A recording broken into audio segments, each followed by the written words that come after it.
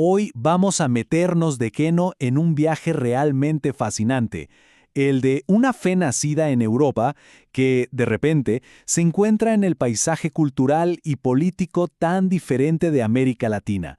Y bueno, esa pregunta es el corazón de todo, ¿no? Nos lanza de cabeza a una historia de adaptación, de lucha y la verdad una transformación increíble. Porque el final que pasa cual una fe se topa con un mundo que no conoce para nada. Miren, el contraste salta a la vista inmediatamente. Por un lado, la fe en la calle, en el día a día, a miles de kilómetros de casa. Y del otro, su cuna, su origen. Es la crónica de cómo una semilla, por así decirlo, fue llevada a otro continente para echar raíces, unas raíces totalmente nuevas. Entonces, nuestra historia arranca con la llegada de las primeras misioneras luteranas y con la pregunta de ¿qué las motivaba? Ojo con esa frase, el continente olvidado. Así lo veían, así lo sentían las primeras pioneras. Para ellas había una necesidad espiritual enorme, en una región que, bueno, desde su perspectiva, el resto del mundo había dejado de lado. Ya con eso nos podemos dar una idea del fuego que las movía. Ok, ya tenemos el panorama general. Ahora vamos a ponerle rostro a esta historia. Hablemos de las personas, de las mujeres que de verdad estuvieron al frente de todo esto. Y aquí están, Myrtle Nordin y sus compañeras. Su historia es la que le da un rostro humano a todo este movimiento. Porque claro, no eran solo un concepto o una idea, eran personas de carne y hueso, con una convicción que de verdad parecía inquebrantable. A ver, tratemos de imaginar lo que es recibir una noticia así. Esta frase de Myrtle Nordin es brutal. Nos deja ver sin filtros el sacrificio y el peligro real al que se enfrentaban. Su compromiso era absoluto al punto de jugarse la vida. Esto que estamos viendo es puro ingenio, de verdad, porque no todo era fe, ¿eh? Había una practicidad enorme.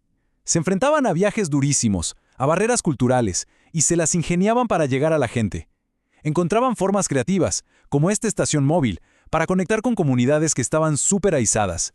Y claro, después de tanto esfuerzo, aquí están los resultados. Su trabajo dio frutos. Porque no se quedaron solo en la prédica, no. Construyeron comunidades que perduraron. Echaron raíces, formaron gente de la zona para que fueran líderes, levantaron instituciones, como este Instituto Bíblico en México. Y con esto cerramos el primer gran capítulo de esta historia.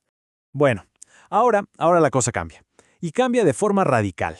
Damos un salto en el tiempo y en el espacio. Y el tono de la historia se vuelve mucho más oscuro. Dejamos atrás la era de las pioneras para entrar en una de conflicto, de persecución política. Esta cronología nos pone en situación de golpe. Este era el contexto en El Salvador a finales del siglo XX. Un ambiente peligrosísimo, de violencia de Estado, un lugar donde levantar la voz, incluso desde la fe, te podía costar la vida. Así de simple.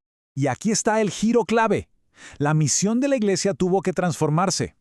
Evolucionó. Porque la necesidad más grande de la gente en ese momento ya no era solo espiritual, al menos no en el sentido clásico.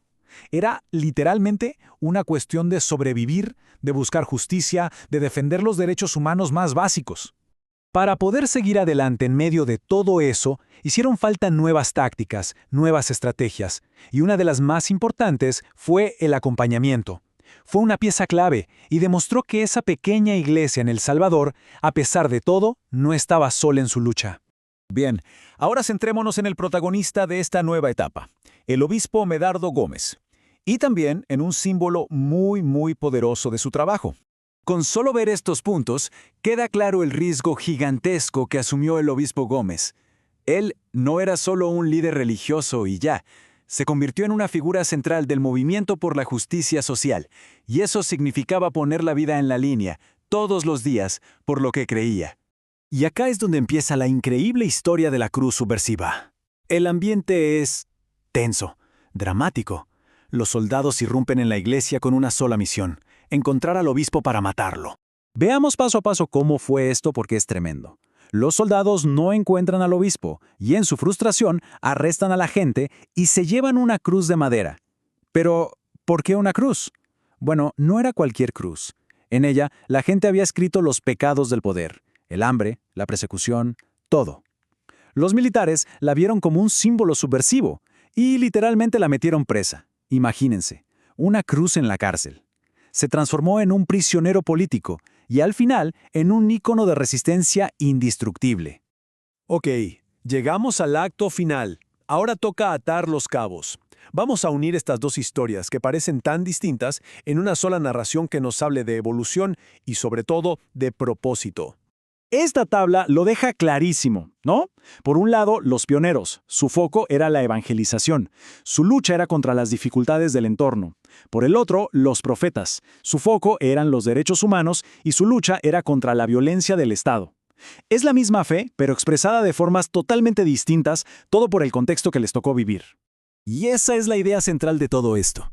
No es que la fe en sí cambiara, sino que su forma de manifestarse se tuvo que adaptar a la realidad del momento. La misión pasó de construir edificios a defender la vida de la gente. Y fíjense en esta cita. Es como el hilo conductor que une las dos historias. Habla de dar buenas nuevas a los pobres, de liberar a los cautivos.